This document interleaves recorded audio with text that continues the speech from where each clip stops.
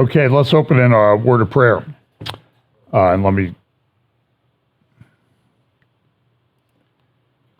Lord, thanks for the day. Thanks for our time together. Pray you'll bless our time together today. In Jesus' name, amen. Well, today, if I end up with flop sweat, it's not because I'm nervous or anything like that. We have a little problem with our heat pump or air conditioning, so we don't have any, and it's warming up. It's a rather warm day here in Columbus, Sunbury, Ohio, big downtown. Well, we're not downtown Sunbury, Ohio. Is there a downtown Sunbury, Ohio? And it'll be warm, so I may start sweating, but I have my little do-rag here, so my sort of terrible towel, and we'll take care of that. So this may be truncated, though, if it gets too hot, especially if it starts coming through my shirt. So we're going to talk about woke lunatics. I don't know what else to call it. I'm looking at what's going on in the world, and everybody has gone insane, except me and you. And I'm not so sure about myself, and I'm not so sure about you either. So, but everybody, it's just, it's kind of crazy out here. So these are some of the things that we talk about. I remind you, I spoke last week at a conference for Hope for Our Times in Rockwall, Texas, and you can maybe get access to those videos if you want. And then also the conference I spoke at with Hope for Our Times in San Marcos, California, about 6 weeks ago. HopeForOurTimes.com. And so we talk about the acceleration, convergence, logistics, and understanding. Acceleration, everything as we get closer to the end is going to happen more and more quickly. And I don't think there's any doubt that we're in that time frame, because when I was listening to someone talk the other day, and they said, I used to do one of these updates a year and hope that I had enough stuff to fill an hour. And now I need to do one almost every day or more. And it's hard. I try to keep up, and I know people have said, we'd like to have you do something every day, but I'm a one-man band at home, and I have a wife who supports me by letting me do it. It's hard to get everything up. So everything's going to be happening quickly, and it's going to be happening all at the same time, and it's going to converge. So the way I look at it is all these different lines of Bible prophecy converge at a point at the second coming of Christ, but as they get closer and closer to that point, they converge, and it almost turns it into the vortex of a tornado, which is pretty powerful and very turbulent. And then there's the logistics part. There's some things that have to come into place before some of these events happen. And then also the understanding, and this is the verse we use in Daniel chapter 12, and I heard, but I understood not. Then said I, O my Lord, what shall be the end of these things? And he said, Go thy way, Daniel, for the words are closed up and sealed till the time of the end. Many shall be purified and made white, but the wicked shall do wickedly, and none of the wicked shall understand, but the wise shall understand. Now this week, I'm not going to go through all the different Bible verses that talk about certain things like the mark of the beast, a unified world system, new world order, and that type of thing. I'm going to assume that you know those verses from prior talks and listening to other people. But so I'm going to go through a lot of those things. We're going to talk about some wars, rumors of wars, things that are happening, and how quickly things can change. So the first thing I'm going to talk about, and again, this is my depiction of the seals, the birth pangs of Revelation, and then also what Jesus talked about in Matthew chapter 24. And those are going to open. And so there's different views on this, okay? So some think they have to open within this last 7-year period of human history. Others think they open before that. Others think they've been opening for a very, very long time. I'm not sure I agree with that, but certainly they're going to increase in intensity and they're going to ultimately reach their impact. For example, the fourth seal says that he's given power over a fourth of the earth to kill with the sword. Now, some people interpret that means that a quarter of the earth dies. And some people say, well, a quarter of the earth will die before the abomination of desolation. I don't think that's what that verse says. You're allowed to disagree with me and still be my friend. You know, there's a lot of disagreement in Bible prophecy. Why? Because it talks about future events. The event is not a fact until it happens. My contention has been for some time that we need to be looking, we need to have our views, but we need to understand that we may need to adjust our views. I don't think, look, Hal Lindsey's book, written in, I think it was published in 1968 or 69, it was a great evangelistic tool. However, I think it was a bit on the simplistic side. It didn't get to some of the complexities of Bible prophecy that we're seeing now. And the world changed since 1969. You may have noticed that. A lot of things have changed. The culture has changed. The church, when I say church, I mean sort of the broad spectrum of the church has changed. And it is changing. I don't even have time to go into it today, but there are all kinds of surveys out that say that people are far less religious now than they ever have been.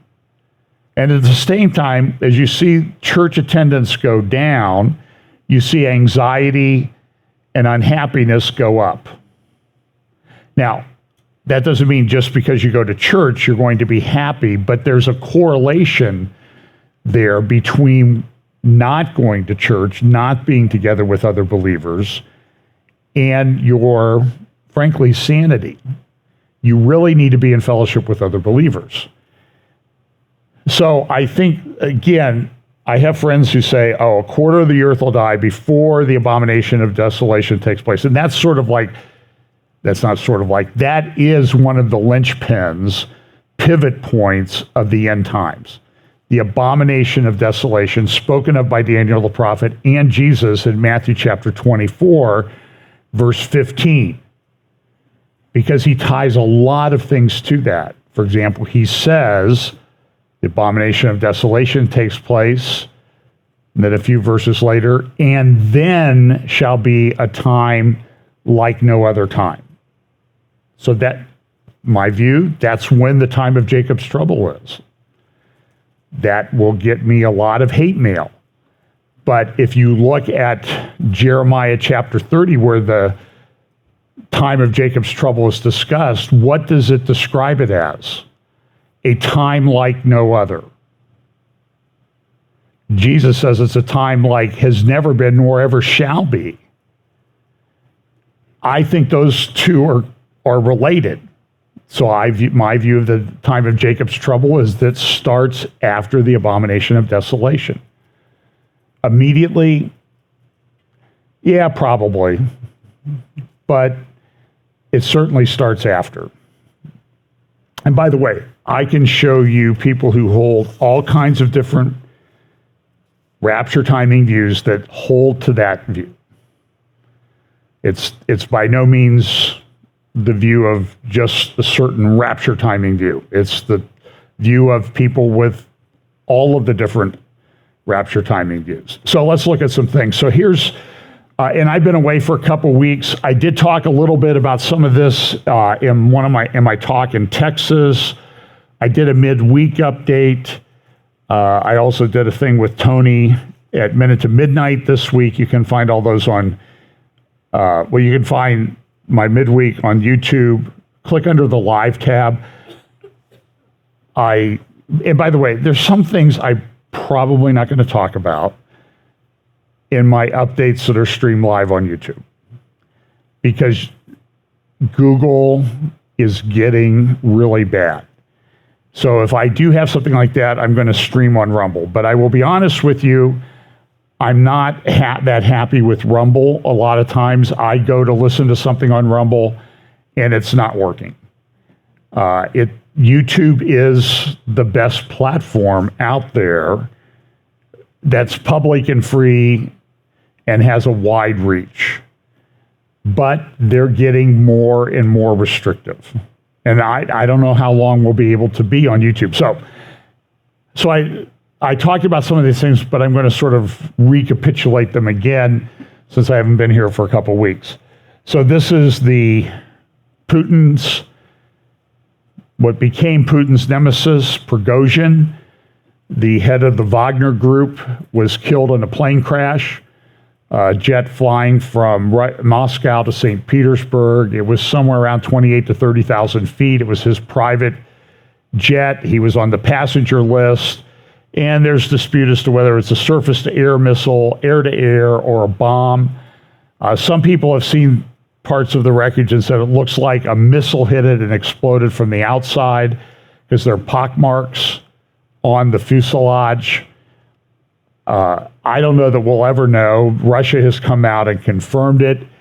Putin had also on the plane was the number 2 in command of the Wagner Group, Dmitry Utkin. This is his obituary that made it into the Times of London yesterday or today. And this guy was a mean dude. He has Nazi-type tattoos. He was obsessed with the Third Reich and some of the things that they did. I think one of the most interesting things was, so here's a video of the plane going down, and on the right is Putin at a memorial, not at the same time, but relatively shortly after the plane went down in Russia. He went to this memorial service or memorial ceremony for people who had defeated the Nazis in World War II. He gave out these things, and so because he was doing that at the time or shortly after the plane went down, some publications like the Wall Street Journal picked up on the analogy to The Godfather. Not one of Pam's favorite movies, but certainly I do like it. Even though I've seen it probably 80 times, I don't know. I just think it's a very unique piece. Somebody said it's not accurate. I'm married to an Italian lady, and the death scene of Vito Corleone, where he dies in the garden among the tomato plants, is not accurate, because if that was really true, his Italian wife would have been yelling, "Watch out for my plants! Don't you follow my plants." But there was the analogy, because there's a scene in The Godfather where Michael Corleone is becoming the godfather of his sister's son. And while that's going on, they're out killing all of his mafia rivals. And so there is, I think, a fairly good analogy between what happened. In the war in Ukraine, you've seen a shift in the mainstream media that things aren't going very well for Ukraine. They're not making that much progress. They're losing a lot of support among some countries in the West. There was an attack. If you see this area here, there's a Russian air base here. And supposedly, I haven't seen the video. I'm told there's videos on Telegram on a lot of the channels that publish things about the war there. And Ukraine claims that they sent drones in to that base, and they destroyed some of the big transport planes that Russia has, like similar to our C-5s. If you remember at the beginning of the Ukrainian war, Ukraine had the largest airplane on the planet. This was a huge thing that they had designed and built. And it was destroyed in an airstrike or missile strike by the Russians. So Ukraine's, I guess, returning the favor. They say that a couple of these transports were destroyed beyond recognition. And the question is, how did they do this? Some of the channels are suggesting that what Ukraine did was they used cardboard drones from Australia that are able to escape detection by the missile systems that the Russians have. The problem is they have very limited range. So that raises the one of two possibilities. One, Ukraine was able to get some special forces or guys into this area of Russia, which is, like here's, the whole country of Belarus. Belarus is this area here, and Ukraine's way down here at the bottom. So this base is way up north. So there's no way that that drone could fly from Ukraine all the way up here to this missile base or this Air Force base and get that. The suggestion is that they either got special forces in or they sent it in from Estonia, right here, one of the NATO countries. So that raises a lot of implications. If it came from a NATO country, we're really close, if not in World War III. Russia will not tolerate that. So I think you're going to see some reports come out about where that really came from. So that's Estonia. That's if you remember, they had one of the big high-tech digital identification seminars there, world seminars there a few years ago. They're sort of out at the leading edge of that. So anyway, that's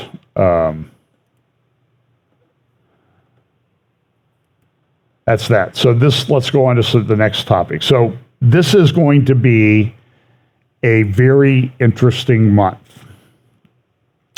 So the UN is having the SDG Summit 2023, September 18 and 19. So you have 2 weeks before all of these lunatics descend on New York City. They're also having their fall meeting. It's done in conjunction with the fall meeting. And you're going to hear all about these sustainable development goals. Here's some things from the website. Guterres says the SDG Summit in September must be a moment of unity to provide a renewed impetus and accelerated actions for reaching the SDGs. Because what they say is, look, this was essentially a 15-year plan when they came out about 2015. We want to get them done by 2030, so we have 7 years left. Now, some people in the Bible prophecy circles have picked up on and said, oh, well, this is the covenant with the many, and that means the 7-year period is going to start in a couple of weeks. It's also interesting that this meeting does coincide with some of the fall holy days of Israel, the Feast of Trumpets, which kicks off the 10 days of awe leading up to Yom Kippur. So there's this meeting that takes place. And here's the Sustainable Development Goals of the UN.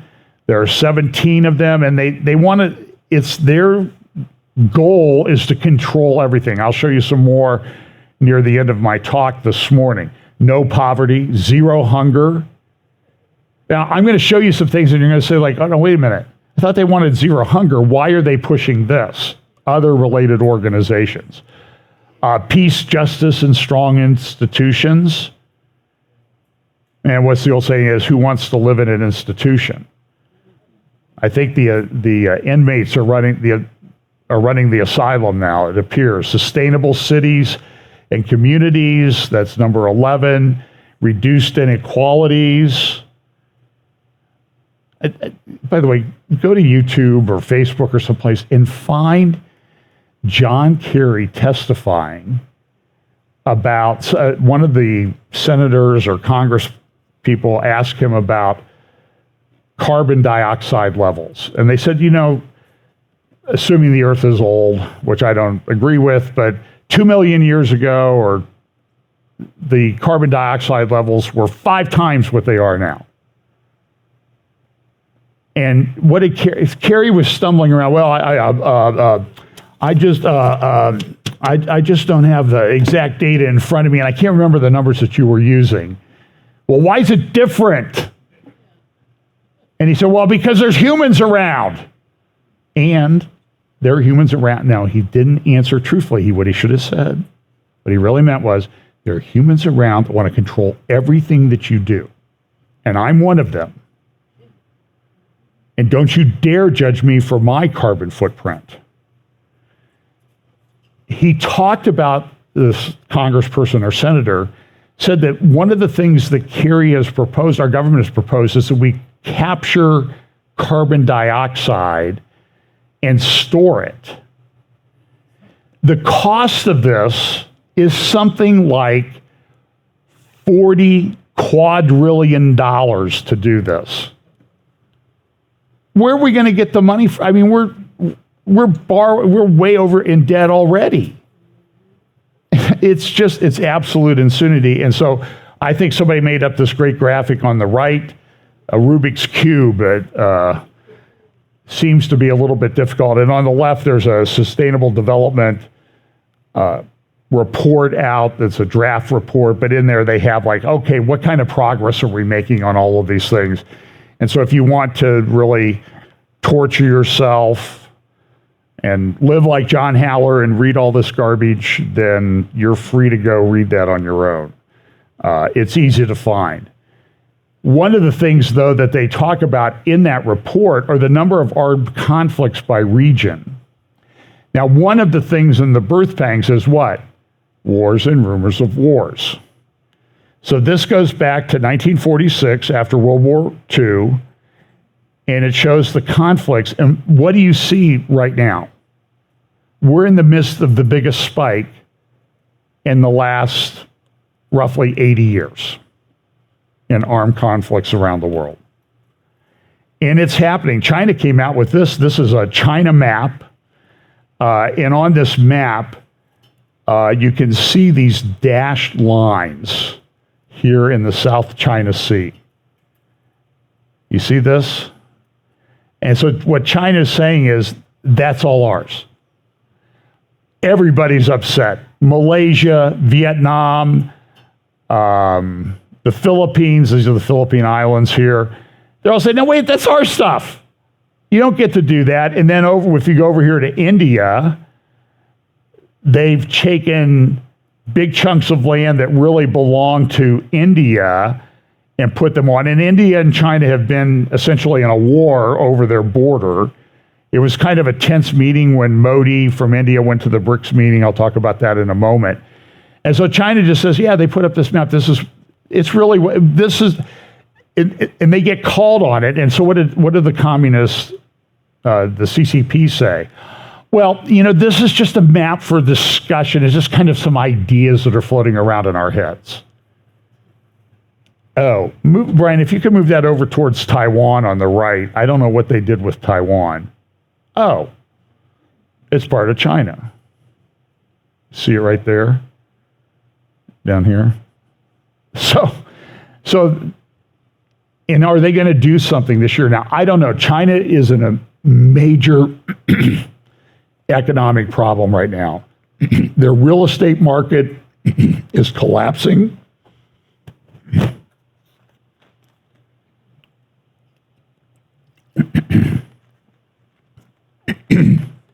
Excuse me. The fresh air of central Ohio in the fall and the dust. China's real estate market is collapsing. Some of their biggest real estate companies have filed for bankruptcy. Their debt to GDP ratio is like 3-to-1, which is way above what ours is. Ours is bad enough. Theirs is 3-to-1. And I'm seeing this more and more, China is in major economic decline. Not economic decline. They're in economic decline. They're in demographic decline. A demographic decline, reduction of population that has never been seen in a country that hasn't been in a war or involved with a plague of some kind or a pandemic. It is irreversible. And some people ask me, well, why does that make any difference? Well, because I think it makes them more dangerous. They're going to do this while they have the manpower and the muscle. Russia's in a demographic decline. Ukraine is way worse, even before the war. I just don't see how Ukraine ever comes back as a country. And somebody has some plans there that I'm not fully understanding. So we have these wars and rumors of wars. Now, in the Jerusalem Post, there's a great article by Jonathan Spire. And I got to have dinner with Jonathan in Jerusalem back in December. And he's a very fascinating individual. He spent a lot of time in Syria. He wrote a book called After the War, talking about that. I don't know if it's available or not. It was sort of an academic type thing, so it's one of those pricey academic books. But what's happening in Syria right now is they're having riots, demonstrations against the Assad regime. The reports are, and Jonathan talks about this in his article, he says this: large-scale protests against the regime of President Bashar Assad have entered their second week in southern Syria. The protests originated in and are focused on the majority Druze province of Sweda. However, other parts of the country have witnessed other protests and strikes.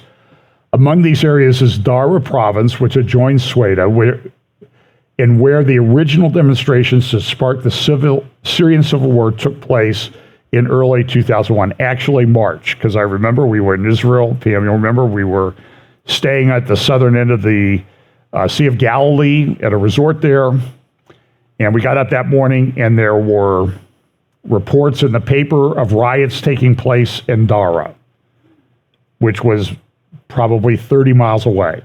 So there we are at this resort at the southern end of the Sea of Galilee. Very nice, great weather, and 30 miles away, Syria is entering a meltdown. And why was Syria entering a meltdown? Was because of a major drought that they'd had for many years, which had reduced their wheat production, their food production, and the food costs were going up and people were rioting. And now we sit here 12 and a half years later, and things are still going on. This was discussed by Pippa Malmgren at the World Government Summit last year in Dubai. Here's what she had to say. Essential to this region is the extraordinary hit to the supply chain of food. Mm-hmm. And I think we cannot leave this event without speaking about the need to prepare now to prevent a catastrophe. Because the loss of the fertilizers from both Russia and Belarus, the enormous increase in the oil price, which directly hits farmers around the world, already has caused a jump in the wheat price, which is the single most important foodstuff for this region. And last time we saw this, that was a major contributing factor to the Arab Spring.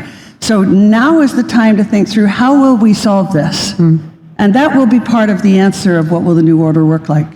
And there is this concern about food everywhere. Famine, the grain deal, Russia has effectively destroyed the Ukrainian ability to export food. Ukraine is one of the most important food-producing countries on the planet.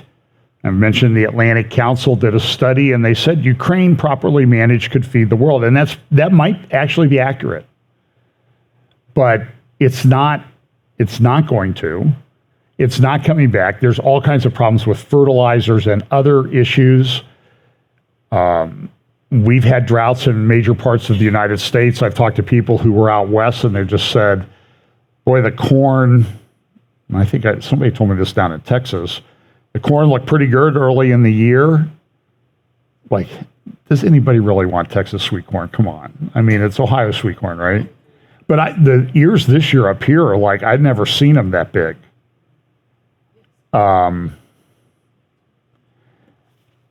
But they said now it's just everything's in drought. Phoenix has finally been under 110 degrees over the last couple of days, I think, during the day for the first time in 2 months. And it's the fastest growing metropolis in the United States. And what's the one thing that they don't really have a lot of in Arizona? It's water. They live in a desert. So this is a huge problem.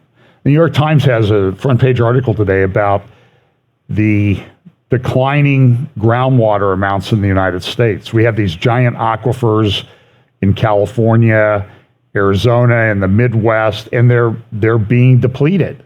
And they're not being renewed because of the extended drought that's taking place in the Southwest and in the central Midwest of the United States. And that's our food basket. And the other thing is that you may have noticed, have you noticed that food prices have gone up? I went to Costco the other day and I saw some steak for $9.99 a pound, and I thought, what a bargain.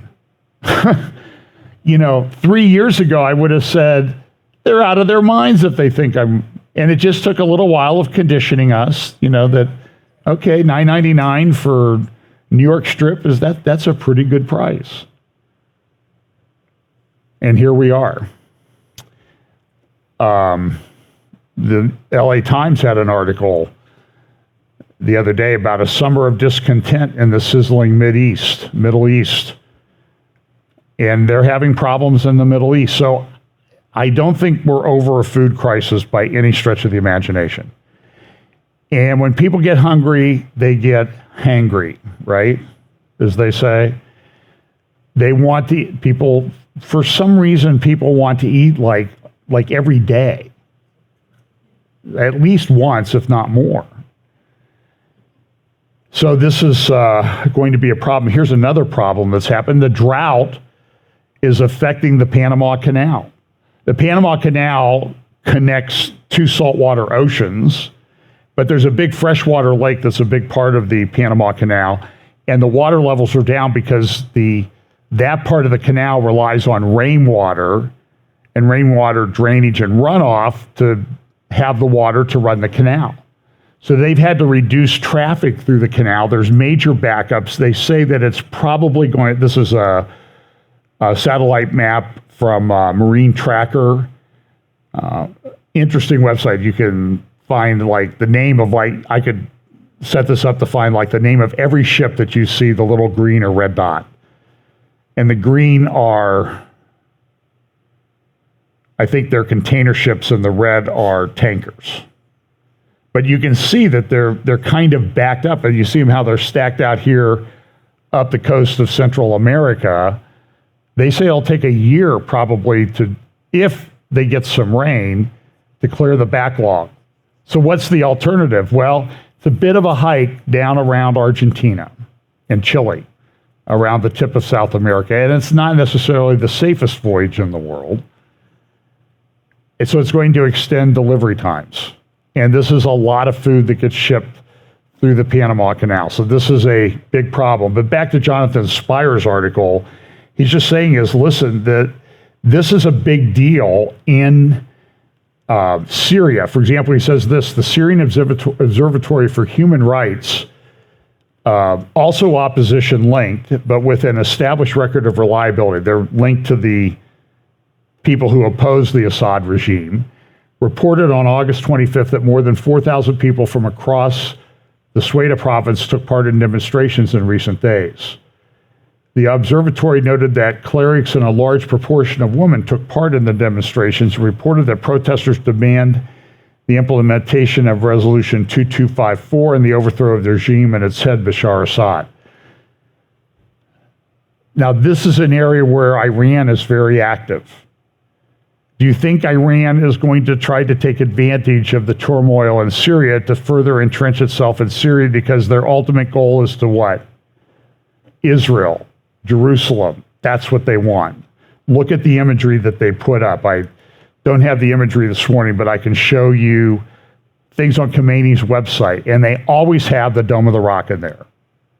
When they announce new weapon systems like a drone or a ballistic missile, that sort of thing, I call it the Dome of the Rock bouncy house. That blow-up Dome of the Rock that they have, that they put there behind the people who are announcing this new weapon system. Why? Because that's where they want to end up. That's what they want to control. Now, there was another coup in Wars and Rumors of Wars, conflicts. There was another coup in Africa this week. So you see the countries in light green, they've had coups since 2021. a little darker green since 2022, and then the dark colors in 2023. So the whole way across the Sahel of Africa, the sub-Saharan Africa, have had coups. And now this week in Gabon, where the family has ruled for 50 some years, I think, very corrupt, very wealthy. The leader of the country has palaces, they're oil rich, and there's concern that a lot of these things are being driven by jihadists in the background. The other thing that you have too is you have, and this is kind of interesting given the apparent demise of Prigozhin, who is leading the Wagner group to project Russian power in the dark colored countries.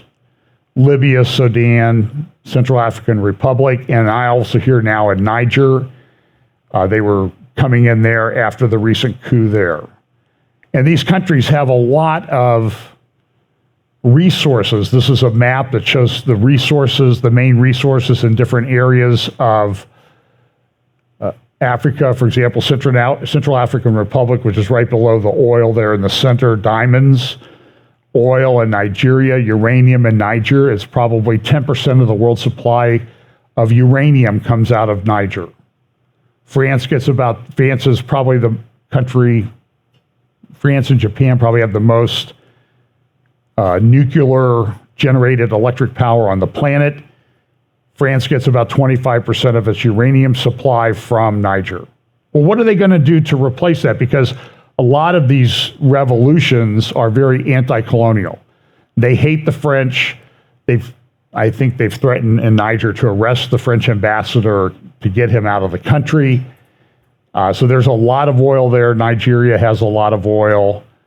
Of course, Libya has a lot of oil. Egypt has some too.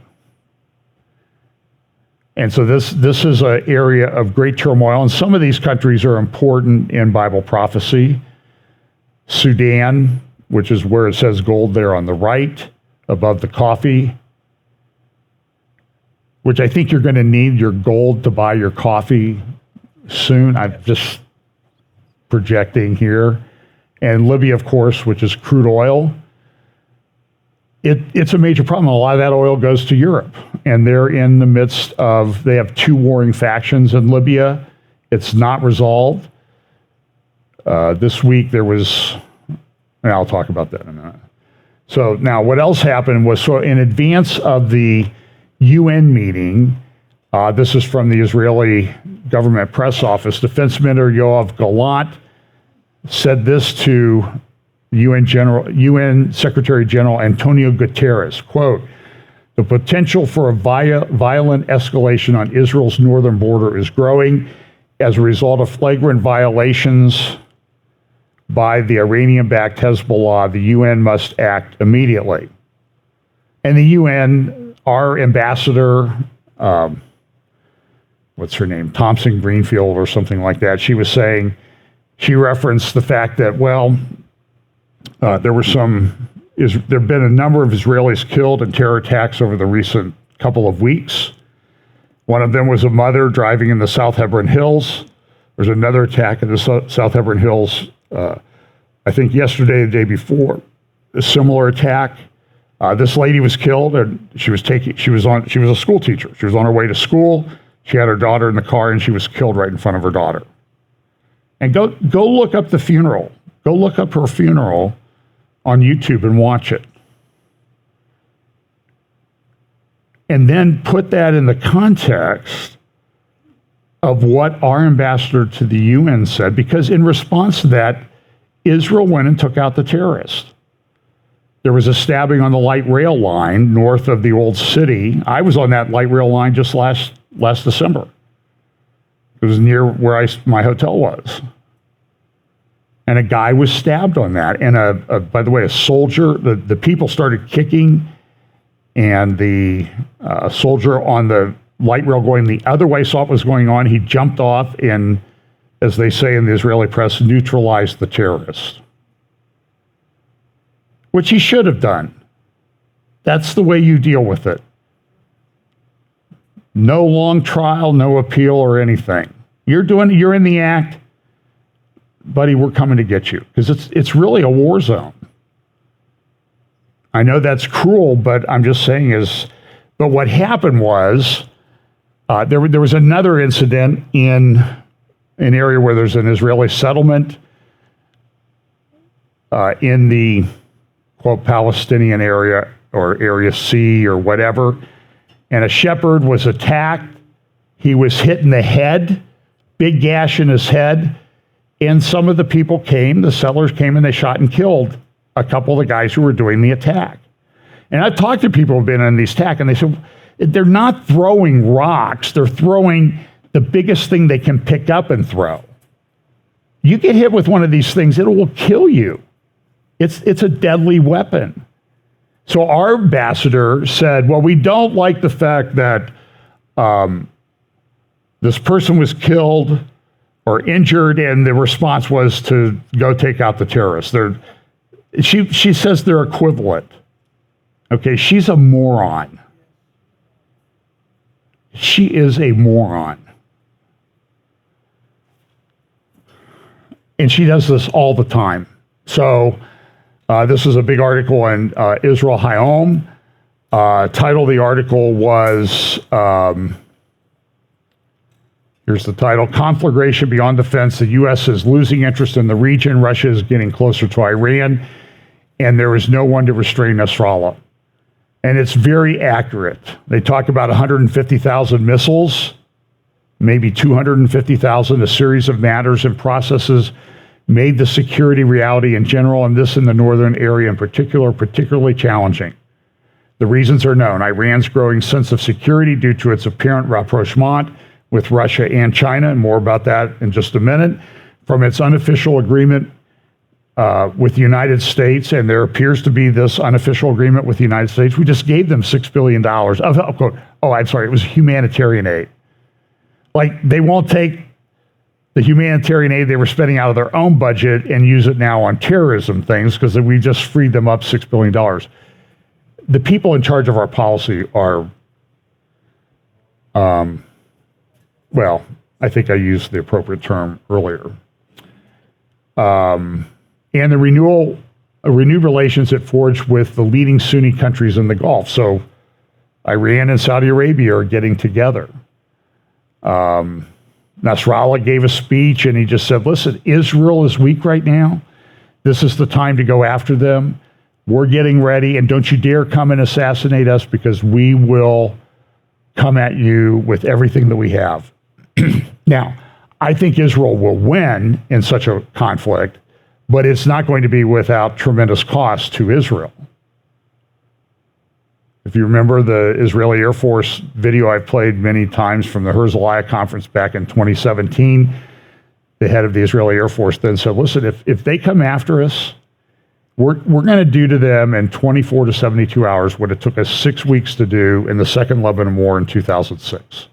It will be shock and awe like you've never seen. But there's a cost to that, and there's going to be a cost of soldiers and civilians and that type of thing, and a lot of disruption. So Nasrallah, he then went from that speech to meet with Hamas and the Palestinian Islamic Jihad in Beirut. If you notice these meetings with Nasrallah, there's no windows. That's because they're underground in a bunker someplace. He lives under there. This is the Hamas logo.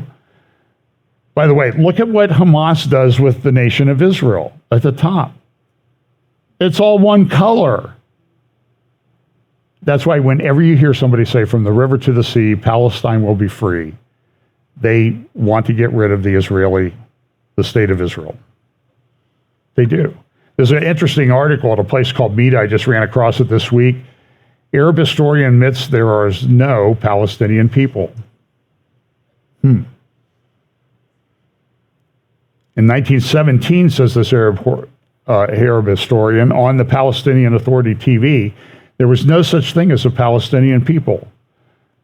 The statement amounts to saying that the whole narrative of an indigenous Palestinian people was made up later, at a later point in time. And it was in 1964 by the KGB. As Hamas Minister of the Interior and National Security, Hamad speaking on Al-Hekma TV said in March 2012, quote, "Brothers, half of the Palestinians are Egyptians and the other half are Saudis.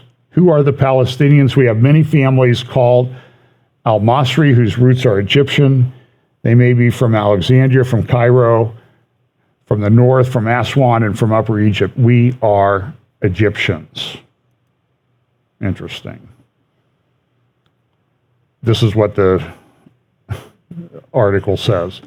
There is a reason why the Palestinian National Museum is empty of historical artifacts. Outside the gates of Jerusalem, we saw indeed, these are some of the quotes from people who came to Israel in the 1900s.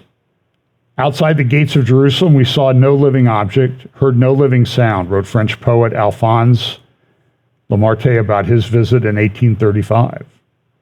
Here's the British consul James Finn in 1857. He said, "The country is in considerable degree empty of inhabitants, and therefore its greatest need is that of a body of population." Mark Twain in Innocents Abroad wrote this: "Palestine sits in a sackcloth and ashes. Over it broods the spell of a curse that withered its fields and fettered its energies.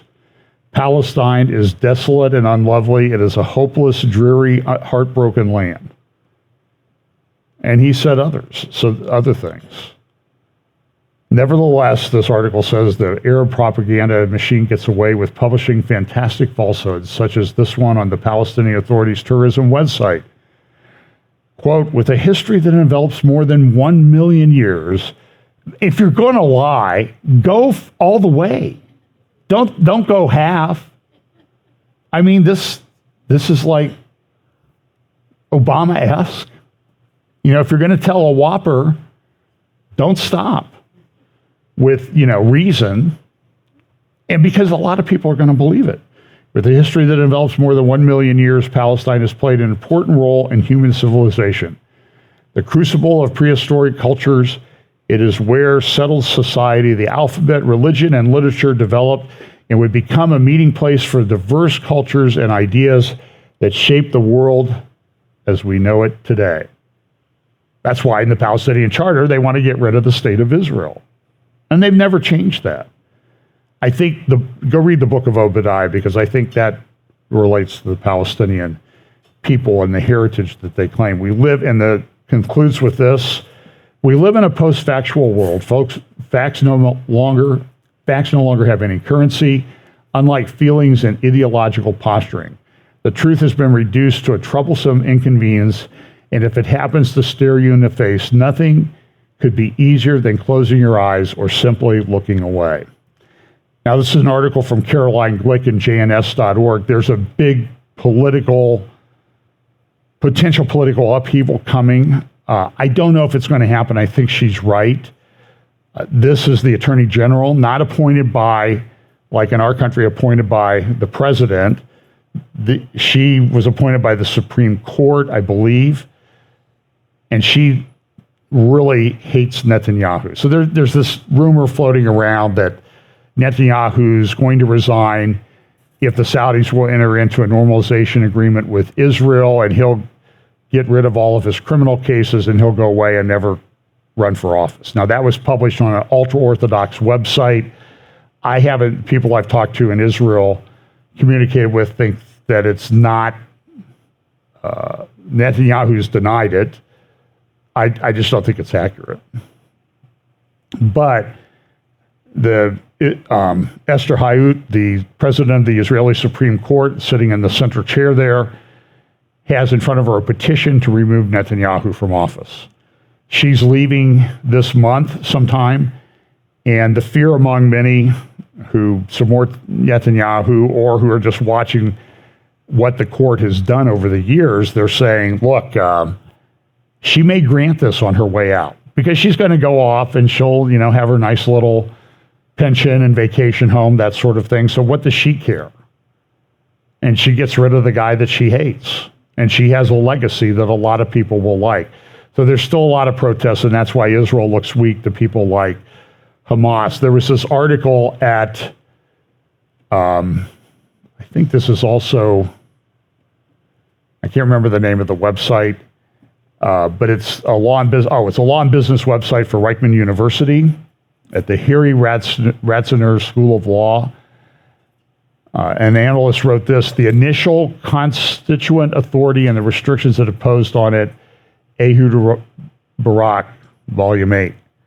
And on the right is a article, law journal article, that Aaron Barak has written. He's a former president of the Israeli Supreme Court, and about 30 years ago, he put in this reasonableness law, and that's allowed the court to do everything. So what he first ruled was that Israel doesn't have a constitution, so they have basic laws, and in the basic laws, they set up the court and how it's supposed to operate and that sort of thing. It's power. But it wasn't enough power for the leftists. It's very similar to what's happened in the United States with the courts. So they make it up. Just like this lunatic prosecutor down in Georgia, she made everything up. By the way, all this stuff they said that Trump said in this phone call about the election, getting some votes, finding more votes, the media has totally misrepresented this. Just like they misrepresented what he said in Charlottesville. It's total propaganda. These people are lying to us. Richard Epstein, a left-wing or a liberal professor, I would say a liberal professor like Dershowitz, I saw an interview with him this week. He testified in front of Congress 4 years ago about how Google manipulated the search results to probably throw 6 to 9 million votes towards Hillary Clinton in the 2016 election, and even more in the 2020 election, because they Google finagles the search results.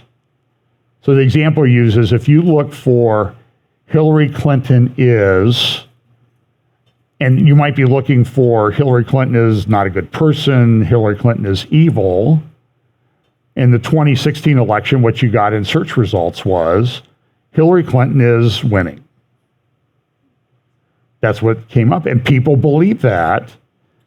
And so Epstein says that the company that operates that search engine is the biggest mind control organization on planet Earth.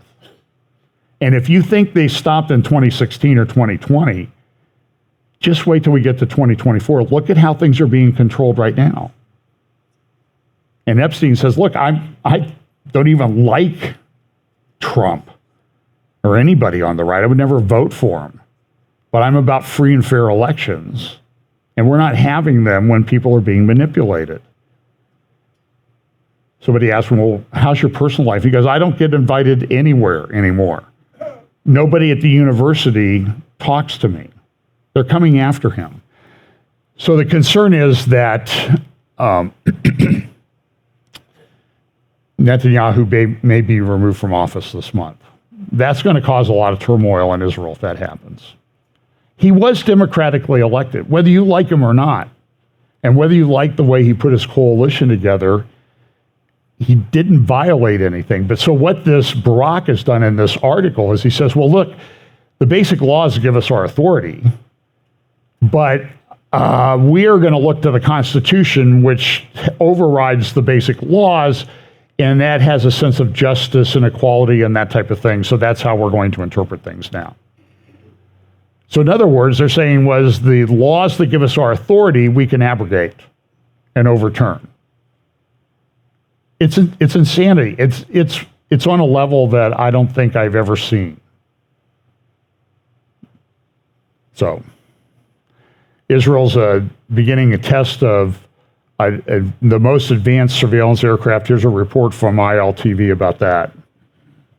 And now moving on to some more exciting news in a significant stride towards bolstering national security. A state-of-the-art surveillance aircraft has reached a new milestone demonstrating advanced intelligence integration capabilities. And ILTV's Ariel Alachiani has the details. The Defense Ministry's announcement on Sunday has set the stage for a major breakthrough as Israel Aerospace Industries proudly unveiled its cutting-edge surveillance aircraft known as the Mars 2. This achievement marks a substantial advancement in the aircraft's testing and development program. This aerial marvel holds the potential to revolutionize surveillance efforts along Israel's borders, including countries like Syria, and even extend its reach to more distant nations like Iran. The Directorate of Defense Research and Development of the ministry emphasized the Mars 2's significance by proclaiming it as the most advanced aircraft of its kind globally. However, concrete deployment timelines remain elusive, hinting that it might take several months before the aircraft becomes operational. The roots of Mars 2's technological supremacy trace back to 2015, highlighting the extensive research and development invested in its creation. Test flights have already commenced, culminating in a grand ceremony celebrating the successful integration of intelligence systems into the aircraft. Boasting 8 intelligence collection operator workstations, multi-domain sensors, and an advanced artificial intelligence system, the aircraft excels in coordinating and disseminating complex intelligence inputs. This AI possesses the unique ability to prioritize actionable intelligence, a feature that enhances its efficiency. Unlike its predecessors, the Mars 2 is swifter, can achieve higher altitudes, and cover longer distances, sustaining flights of up to 15 to 16 hours. Its surveillance reach outpaces previous models, capable of analyzing events hundreds of kilometers away, a significant leap from the more limited detection range of earlier systems. I mean, Israel's always had these great systems they develop. Raphael's developing the laser system, says that some of the laser systems that they're developing to take down drones and missiles and that type of thing at a cost of just pennies or dollars compared to tens of thousands or hundreds of thousands of dollars that it costs for Iron Dome, those might be operational in a year or two. Well, that's not going to do anything right now. They're very limited range. So they need some significant development yet. But with artificial intelligence thing, I mean, we've seen what a company called Palantir has been able to give to the Ukrainians to help them in targeting through artificial intelligence. And it works. And so, they're a country that has significantly limited resources, has been able to project more power. Now, again, I don't think they're going to win that thing. And I wish it was over because a lot of people are dying. Numbers are that it's probably over 500,000 on both sides. It might be that much on either side, maybe both sides. 500,000 dead or injured, and significant injuries because of the mines and stuff like that. But Israel, you remember back in, when was it, about 2007 or 8, they had the North Koreans were helping Syria build a reactor up along the Euphrates River in Syria. And Israel flew up the Mediterranean coast. They flew across southern Turkey, dropped their extra fuel tanks, came down, bombed the thing, and there wasn't a shot fired at them. And how did that happen with all those defense systems in that area? And the answer was they had a plane that they had developed. It was built by Grumman, I think, in Long Beach. Can't remember the name of it off the top of my head, but they put that plane up and it jammed all the radar all the way everywhere. And they're very good at that. They're enhancing the F-35s that they buy from us. They're just getting ready to buy a whole nother squadron. Maybe we ought to ask them for some aid so we can buy some of them back. But anyway, so this is an article at MEMRI, Middle East Media Research Institute. Recommend that you follow it. They do a lot of translation.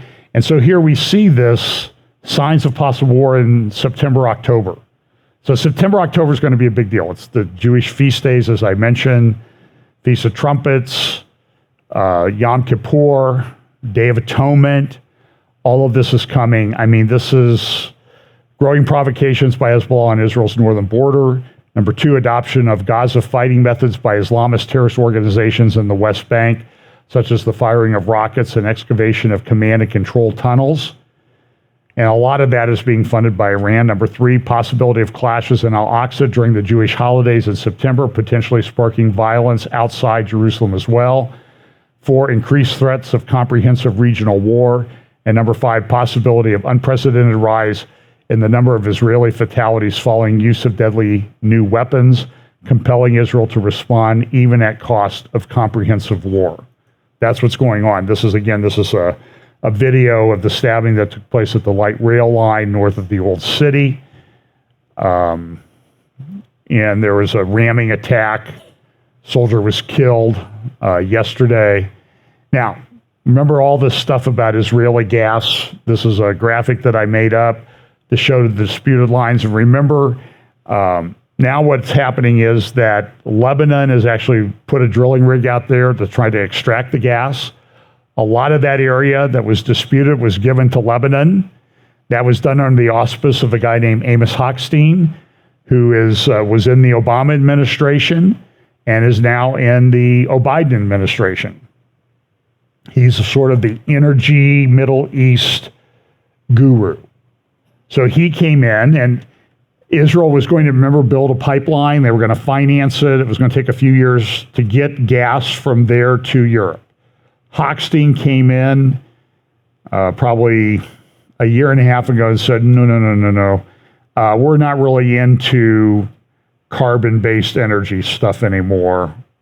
We're not going to help you finance that. We're not going to make any guarantees. We're going to interrupt that. You'll have to do something else. So Israel has a lot of gas they can use. They can do desalination plants, which means they have water that a lot of countries in the Middle East don't have. They have enough gas to use on their own, even taking into account growth in Israel. They have enough gas to last them for 500 or 600 years. Now, they could sell gas to Europe. By the way, I hear people say, that's the largest gas field in the world. It's not the largest gas field in the world. It's a significant gas find, and relative to the size of Israel, it's a really big deal. But it's not the largest gas field in the world. So please, let's be accurate when we make assertions. So Hochstein now, Hochstein came and got involved last year when Lapid was still in office. And remember, Lapid signed this deal to give over a big chunk of you see the double fields there on the right, just above the ship there on the right. That's a drilling rig called an FPSO that the company called Energean has put out there to drill and extract gas, and they can go everywhere. That's a liquefied natural gas ship. Israel doesn't have any liquefied natural gas facilities. Egypt has some, but they're very limited. Israel might build some, but they're not getting anything to Europe. And Europe could use the gas right now because they've lost the Nord Stream. They're not getting gas from Russia. But lo and behold, do you know what the miracle in all of this is? When Amos Hochstein was between the Obama administration's end in 2017 and coming back to the Biden administration, and I use that term purposefully, the Biden administration in 2021, Hochstein went to Houston, and he was one of the executives for a company that did what? They engaged in the liquefaction of natural gas and the transport of natural gas by ship out of Houston. Isn't that amazing that his company now can do what Israel can't do with natural gas, and they can make a lot of money? And somebody ought to be dragging him in front of Congress, Jim Jordan, my congressman, and asking him some questions about whether he or his family still owns stock in that company that's making a killing selling gas to Europe at a cost probably 4 or 5 times what they were getting it from Russia. But isn't that just such a wonderful miracle that we have this gas problem in Europe because of the Ukrainian war and the destruction of Nord Stream, and lo and behold, Hochstein's company is there to pick up the pieces. It's a modern day miracle, right? Or maybe it's something else. Okay, so, and by the way, when he did the deal with Lapid and got Lapid to sign it, by the way, like the Obama administration with the JCPOA, They never have presented that to Congress for approval. Lapid signed it, so he never had to submit it to the Knesset for approval because he was in a caretaker government. There was no Knesset at the time. So he signed away billions of dollars that are going to go to Hezbollah. And at the time, Hochstein said, oh, but we're not making any decision about the border between Israel and Lebanon because that's been in dispute since the Second Lebanon War. And we have UN troops, they're just renewing the UNIFIL troops to be there for a longer. And so Hochstein said last year when this happened, oh, we're not really interested in determining the border between Israel and Lebanon. So guess where old Amos is right now? Well, he's in Israel and Lebanon.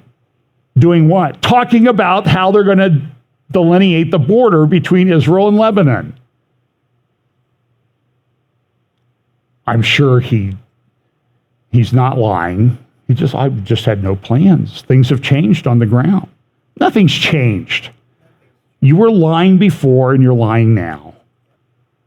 This is our government messing around with Israel, and I don't think it ever ends well. Jordan's King came out and said, hey, look, Christians are under fire in Jerusalem, and there's a lot of things going on in that space. You need to pray about that. Some Christian ministries are trying to get their ministers in on visas, and there's been some difficulty in doing that.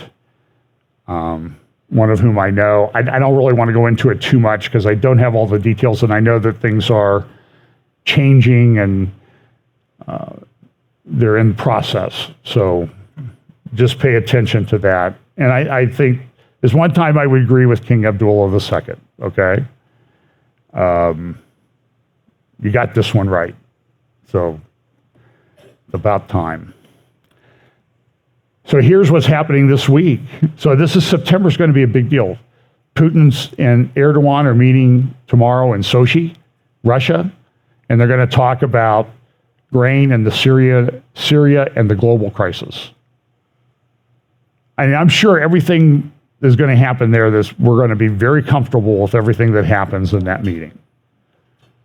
Now, you remember Erdogan was the guy, I've shown you this graphic many times.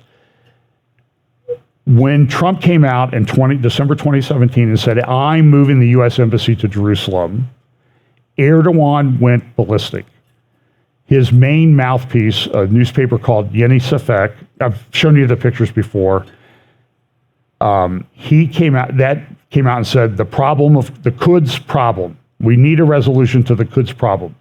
Erdogan immediately convened a meeting of the Organization of Islamic Countries to talk about the Israel-Jerusalem problem and how that needed to be resolved. And in that newspaper was also published a very detailed graphic of the Middle East and all the Islamic countries in green, and pointing towards Israel were tanks, missiles, planes, ships, subs, aircraft, all these sorts of things, pointing at Israel, which was red right in the middle of all that. Now, if a Bible prophecy teacher put that up and said, hey, this is the graphic that I did for Ezekiel 38 and 39, people would say, you're making that up.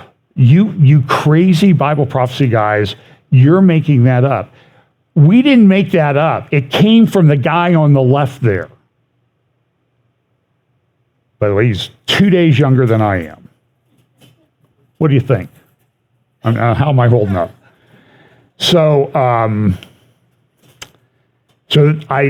sort of nervous when they get this. This is also not. He seems to live a very charmed life. Everybody's pronounced him dead politically many, many times, and he comes in and he wins way bigger. Even when there's not a lot of allegations of corruption, he wins in a landslide almost, relatively speaking. And they hate him. A lot of people don't like him. And they have major economic problems. But now here, this is from the Financial Times the other day, Istanbul beating London and Frankfurt in 2023 IPO race. What? People are investing in Turkey like crazy. I think this is setting up Bible prophecy. Turkey is a major, major significant country. So are all those stand republics in Central Asia that have a lot of oil, and they're Turkmenish. Turkmen, same ethnic background as a lot of the people in Turkey. So there's an ethnic identification there. There's a religious identification there. And remember, there's that city in Astana, or whatever they call it, in Kazakhstan. You know, they got all those, you know, the pyramid things and the globes and the pyramid building of peace and that type of thing. Some people think the UN's going to end up there. Well, that's something I think worth watching. But it'll be interesting to see what happens with the meeting between Putin and Erdogan, because there's always game playing that's going on. Remember this video? This is Erdogan coming in. This is when he's meeting in Russia with Putin, and he's there, okay, I'm waiting, and then you see that it's minute 15, minute 25, minute 30. I'll take a seat here, kind of tired. Oh, time to go. Oh, there we are. Look at the smiles. Everything is great. Now, when Putin came to Istanbul to meet, or Ankara to meet with Erdogan, this is what happened the next time.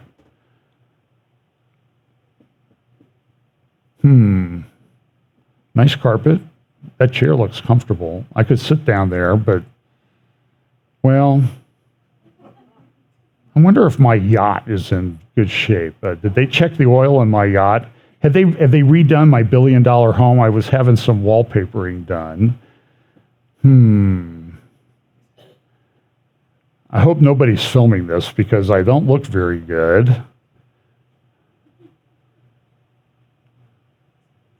I don't know if he's chewing. Here we go. There's my good old buddy. Right on time. Look at that. Everybody's happy. So these guys play games with each other. That's the point. And this alliance in Ezekiel 38:39, it will be. Do you remember I've showed that before, I think? So Russia has this, they've said they deployed their Sarmat intercontinental ballistic missiles, and Putin says this will make the world think twice for combat, and they have nuclear weapons that we don't have, and they have a sub. I think the one sub has more nuclear power on it than we have in our entire nuclear weapon fleet or ability. So here's the Gabon coup. I talked about that. This is Robert Malley. He's used to be our Iranian guy, and now he's under suspension. And the Iranians got the letter that he was sent by the State Department saying, your security clearance is suspended, and we're going to decide whether it's going to be permanently suspended and you can appeal it. So the House Republicans were trying to get this letter. And so here it was, front page of the Tehran Times this week. So how did Iran get that? And the Republicans in D.C. couldn't get it from the State Department down in Georgetown, in Foggy Bottom. Boy, if there were ever an appropriate neighborhood name for our State Department, Foggy Bottom. I mean, that's just like, if you put a novel and you made that up, people would say, you're being silly. Nothing like that would ever happen. But life is a little bit now. So Malley suspended. This is David Weinberg and the Jerusalem Post, grand diplomatic opportunities and escalating dangers. And I'm not going to go into that. You can go to the Jerusalem Post and read that. He's a lawyer. He's a good writer. And I think he makes some good points. I don't agree with him on everything, but you should talk about this. There's a lot of things he says. What he says is, look, we have this really serious partisan divide in Israel right now, and we kind of need to set that aside because we're facing major diplomatic and war challenges all around us, and something needs to be done. So this meeting took place August 22nd and 24th to the 24th in Johannesburg, South Africa, the BRICS. The BRICS stand for Brazil, Russia. Putin couldn't show up because he thought he'd be arrested maybe, so he sent Lavrov. Brazil, Russia, India, China, and South Africa. Those are the 5 countries. They've been meeting. This has been going on for at least 10 years. So this is a map they actually made up. The BRICS countries with their flags. And look, India and China are the 2 most populous countries on the planet. Brazil has a lot of people too, not quite as many as the United States. South Africa, very corrupt government. And so what they did was they came in, and Tehran Times says, look, this is a new era for Iran. So they added 6 countries, so that now takes them up to 11 countries. They added Argentina, Ethiopia, and Ethiopia, it's like nothing. I don't know why.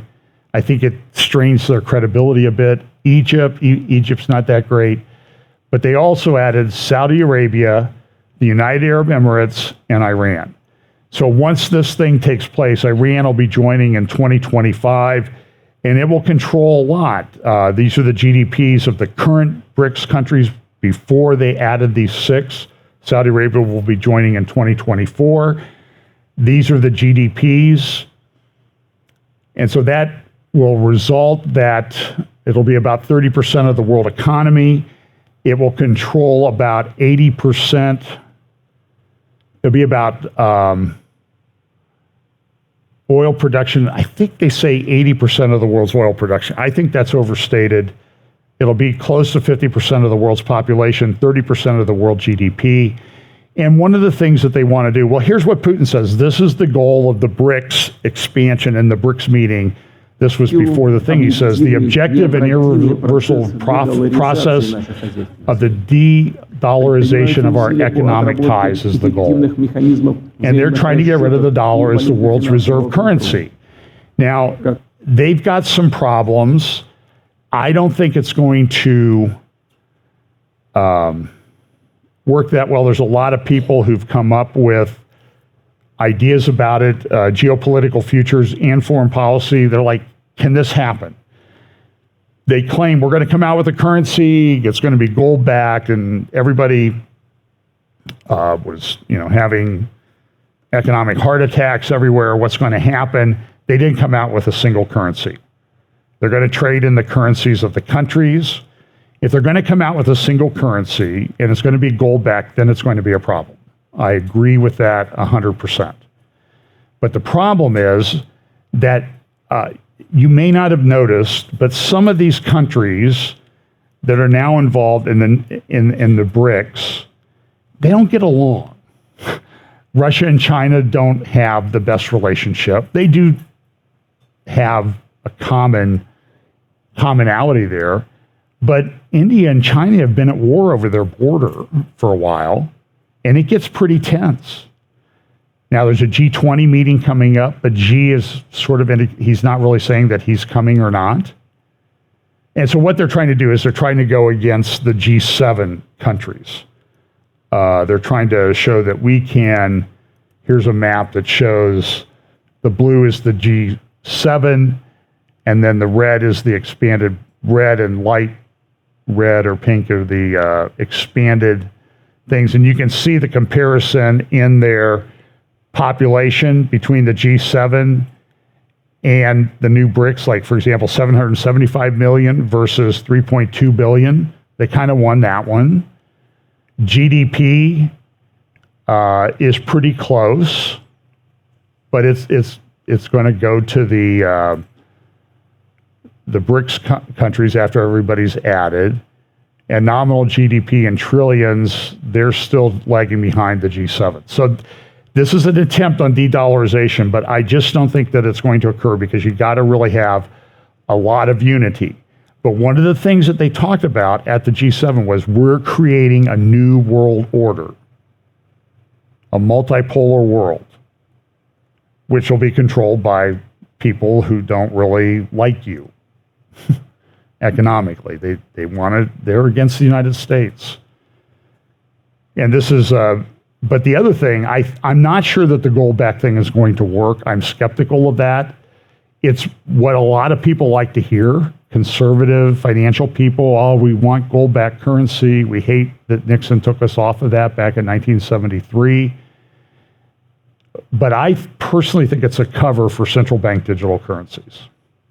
Now, right now, the way that it's going, I think it's going to be hard to beat the United States and the Fed Now thing that's coming out, that's being rolled out by the Federal Reserve. But you can see the countries that are rolling out pilot programs. The green countries are rolling out pilot programs on digital currencies. Now, look at where they are relative to the BRICS. And Brazil should be green. So this is a website called CBDC Tracker, and you can track how these pilot programs are being rolled out. So look, and there's a bunch of countries that want to join that are, I think, further down the road towards central bank digital currencies than than we are. So that's going to be the next battle, I think. And central bank digital currencies are important. Again, here's Pippa Malmgren at last year's World Government Summit. What underpins a world order is always the financial system. What we're seeing in the world today, I think, is we are on the brink of a dramatic change where we are about to, and I'll say this boldly, we're about to abandon the traditional system of money and accounting and introduce a new one. And the new accounting is what we call blockchain. It means digital. It means having a almost perfect record of every single transaction that happens in the economy, which will give us far greater clarity over what's going on. It also raises huge dangers in terms of the balance of power between states and citizens. In my opinion, we're going to need a digital constitution of human rights if we're going to have digital money. But also, this new money will be sovereign in nature. Most people think that digital money is crypto and private, but what I see are superpowers introducing digital currency. The Chinese were the first. The US is on the brink, I think, of moving in the same direction. The Europeans have committed to that as well. And the question is, will that new system of digital money and digital accounting accommodate the competing needs of the citizens of all these locations so that every human being has a chance to have a better life? Because that's the only measure of whether a world order really serves. That was a year ago. They'll have the next World Government Summit in early October in Dubai. That's one of the big conferences of the world. The Financial Investment Initiative Institute in Saudi Arabia will also have one in November, their 7th meeting. That's another very important public gathering. Not quite as important as the World Economic Forum in Davos, but pretty high up there as they talk about policy things. And one of the things we're going to be talking about this year is, guess what? Artificial intelligence. And who's using that? I need to quit here because I'm afraid I'm going to drip into an electrical outlet and I'll either end up in a puddle or a flash. And everybody will think, oh, the rapture happened. Where did John go? So this is Iran's doing their drone arm. There's a big report from the U.S. about Iranian drones in Ukraine and how they're being used, and they're taking them apart. They're showing that these are really Iranian drones. I don't have time for the rest, but they're going to go into, here's the Saudi meeting that's coming up, October 24 and 26 next month, a couple weeks after the World Government Summit. There's going to be enough video to just bore you to tears, just playing clips of these guys as they come and speak. And look at what they said in the last Financial Investment Initiative, Meeting 6. What was one of their big things? Enabling a new global order. So they're all talking about it, and they're moving that way. And so we have this artificial intelligence. And we talk about the Abraham Accords, but the interesting thing about the Abraham Accords is that who are two of the parties in the Abraham Accords? United Arab Emirates and Saudi Arabia. And what did the Financial Times report recently? Saudi Arabia and UAE buy NVIDIA chips to power AI drive. They're the biggest purchaser of AI chips. The Gulf powerhouses aim to be leaders in AI as they pursue ambitious plans to turbocharge their economies. But the push has raised concerns about the potential misuse of the technology by the oil-rich states' autocratic leaders. Yeah, we should worry about them and not our own people, because we would never do things like the county of Santa Clara did in tracking Calvary Chapel, San Jose, using a thing called geofencing. They purchased data and tracked the people at the church because, well, you're not staying home when we told you to stay home, and we're tracking you. And now we know how many showed up at your meetings. And so there's a big lawsuit now between Calvary Chapel, San Jose, and County of Santa Clara, and I hope they win. This is Jason Wang, who's the CEO, the only CEO that NVIDIA has ever had, and all the things that they're into and what they're analyzing with AI. Now, AI startups are having problems financially, but that's not the point. The point is, what's the big picture that's going on? And the big picture is pretty scary. There's a couple books I would recommend that you read. The Evil Twins of Technocracy and Transhumanism by Patrick Wood, who's been here to speak. And Joe Allen's new book just came out the other day, Dark Aeon, A-E-O-N. And they're trying to decide, is it Aeon or Eon?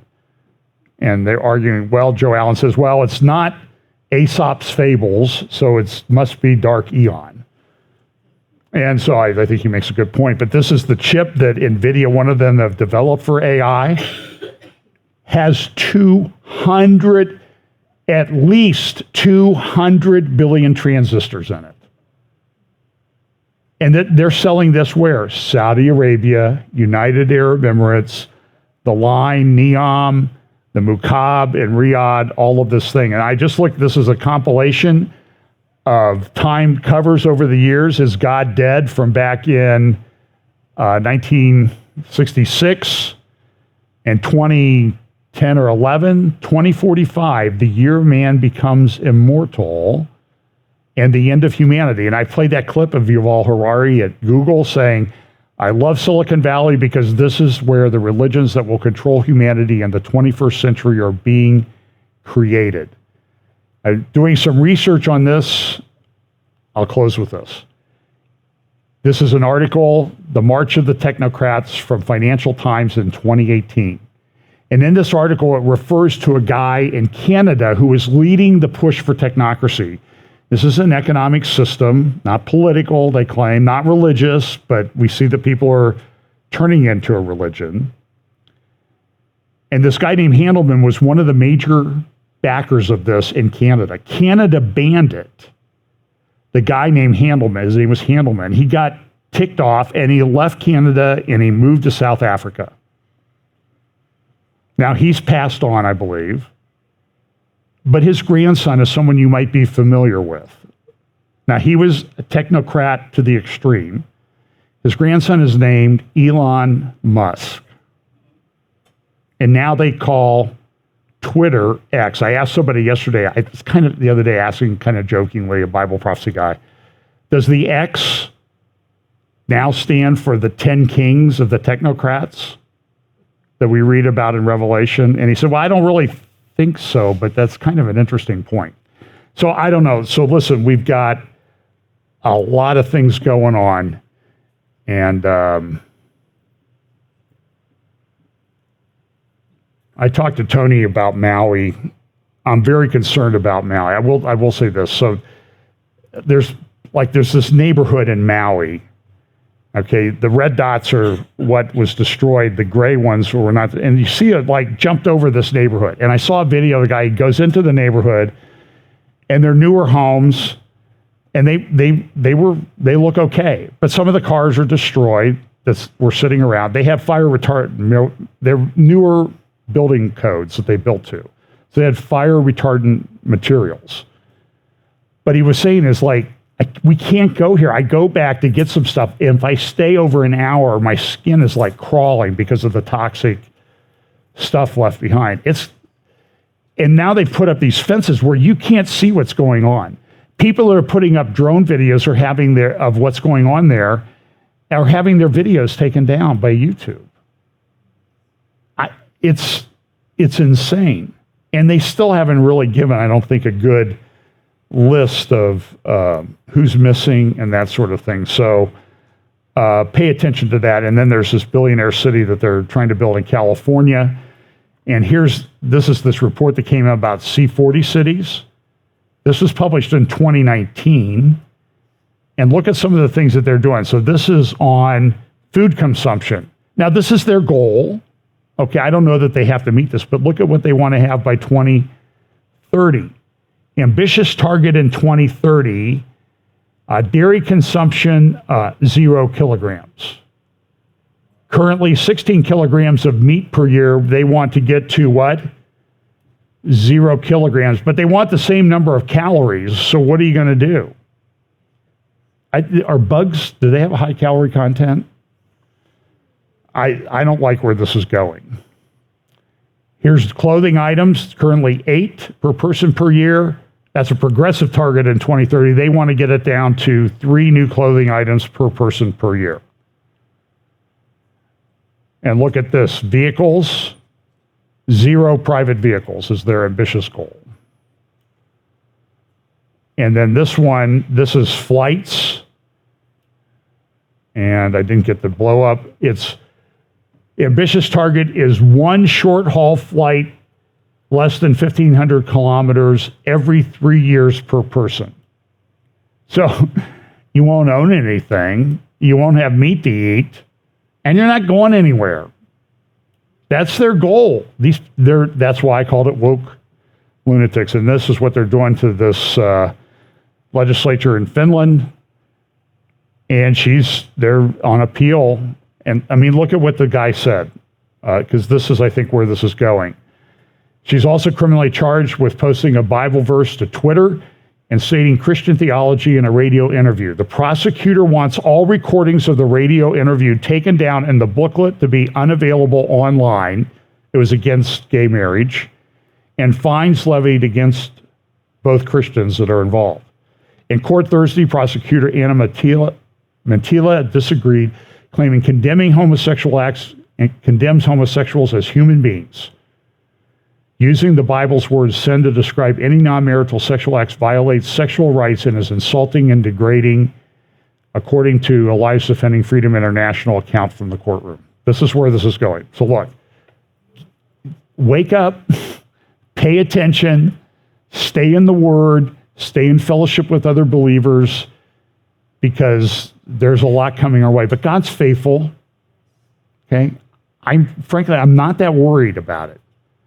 I mean, maybe today was a good test. No air conditioning at FBC on a very hot, muggy day in the summer. So look, let's pray. Lord, we're so grateful that you took the time to give us information in your word about things that we could expect so that we could prepare, and that we could take that information and warn others and use that as a way to open up discussions about the gospel, the truth of the word of God, and your soon return. We just pray that you will give us those opportunities, help us to stand firm in the faith and never waver.